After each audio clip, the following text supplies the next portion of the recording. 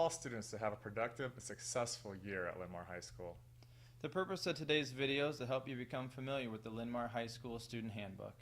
Students may obtain a copy of the Linn-Mar High School Student Handbook on the building website. You've been given a slip of paper with detailed instructions on how to access the handbook. We're going to take a few minutes to go over a few of the guidelines and policies that are sometimes misunderstood or that we feel need special attention.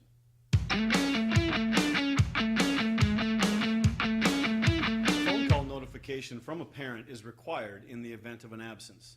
Notification must be received within 3 days of the absence to avoid being counted as unexcused. All students must sign in and out of the 9-10 or the 11-12 office when arriving late or leaving early.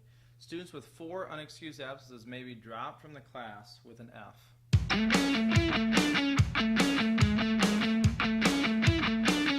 9th and 10th grade students do not have time release. This means that you may not leave the building and or campus once you arrive, unless you have parent or guardian consent and you need to sign out of the 9-10 office or get permission from administration. Students, this includes lunch. You must eat and stay in the lower commons for the entire lunch period. Leaving at any time may result in a campus violation and the consequences that come with that. This does apply to the 11th and 12th grade student that does not have time release. 11th and 12th grade students may be eligible for time release if the parent approval form has been completed and is on file in the 11-12 office, the student has passed all courses in the previous quarter, and the student is in good standing with the attendance policy and the code of conduct. 11th and 12th grade students with time release may be in the South Commons, the Pride Rock Commons, library, lower commons, or food court during free time if they choose not to leave the building. Students may not be in the four corners, hallways, or other designated areas of the building during class time. 11th and 12th grade students with time release who are wandering the halls without a pass during class may lose their time release for a period of time.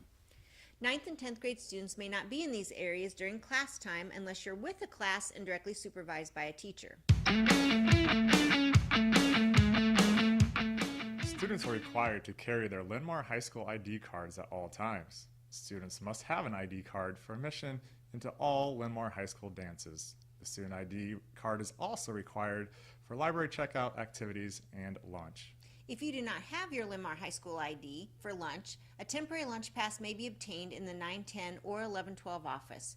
Students will not be issued more than 5 passes for lunch per quarter.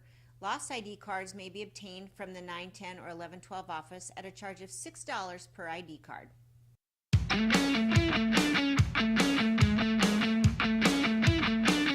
Students with a parking tag are to park in your assigned parking lots only. 9th graders who received a parking tag, it is red with a white label, and you must park in the gravel area of the Indian Creek parking lot. Any sophomore receiving a parking tag will receive a blue Aquatic Center parking tag. You must park in that designated area, which extends north of the Aquatic Center and east of the Linn-Mar High School football stadium. Upperclassmen who receive an orange tag must park in the north lot. You must park in the student parking lots. You may not park in staff or visitor parking at any time.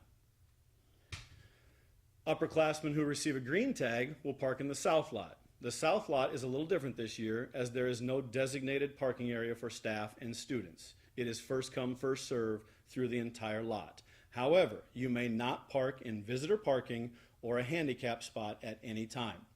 There is overflow parking for the south lot that extends into the east lot, facing east, parking up against the trees in the east lot.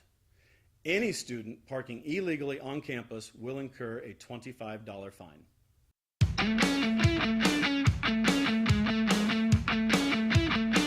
Doors 3 and 13 will be locked during school hours 8:30 to 3:30 p.m.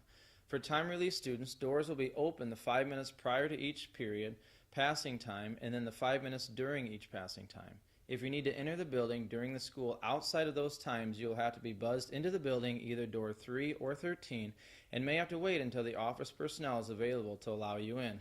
Propping open doors or allowing fellow students into the locked doors will not be tolerated and will result in disciplinary action. Thank you for your attention to these points of emphasis. Have a great school year.